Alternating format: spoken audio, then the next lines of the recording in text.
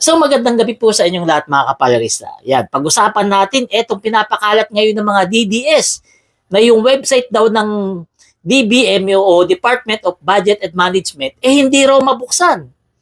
Kasi titingnan daw nila yung dokumento na nakapost doon na wala raw talagang, kung wala raw ba talagang blanco yung GAA na pinirmahan ni Pangulong Bongbong Marcos. Opo, totoo po yan. Talagang nakadown yung system ng DBM kagabi. Mula kagabi ng alas 10 hanggang kaganinang alauna ng madaling araw. Dahil yan, in-upgrade nila para mas mapabilis ang pagbisita o paggamit doon sa website na yon.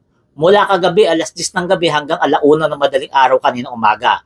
Doon, talagang hindi mo makikita o mabubuksan yung website ng DBM. Pero ngayon, kahit tingnan nila maghapon magdamag, makikita nila yung pinirmahan ni Pangulong Bongbong Marcos doon nakapost doon. At talaga makikita nila na talagang transparent ang DBM at walang tinatago. At doon sa GAA 2025, walang binago. Talagang transparent po ang DBM ngayon.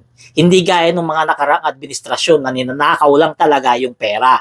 O kaya sa mga nagsasabi na hindi raw ma-access yung website ng DBM, kalokohan po yan. Kahit subukan nyo, ora mismo, ngayong oras na to. Kung hindi nyo ba talaga ma-access. Pero sa tingin ko, etong mga DDS na to, kahit anong paliwanag ko, hindi nila tatanggapin yan. Kasi nga, napapahiya yung amo nilang si dating Pangulong Duterte. Dahil hanggang ngayon, natutulog pa rin sa kulambo at hindi pa rin sumasagot sa mga patutsada ni Pangulong Bongbong Marcos. So, di ba? So, hintayin na lamang natin bukas kung itong si dating Pangulong Duterte, papalag na ba kay Pangulong Bongbong Marcos sa pagtawag sa kanyang sinungaling?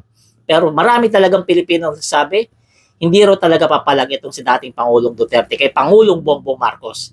Kasi nga, natatakot, papahiya.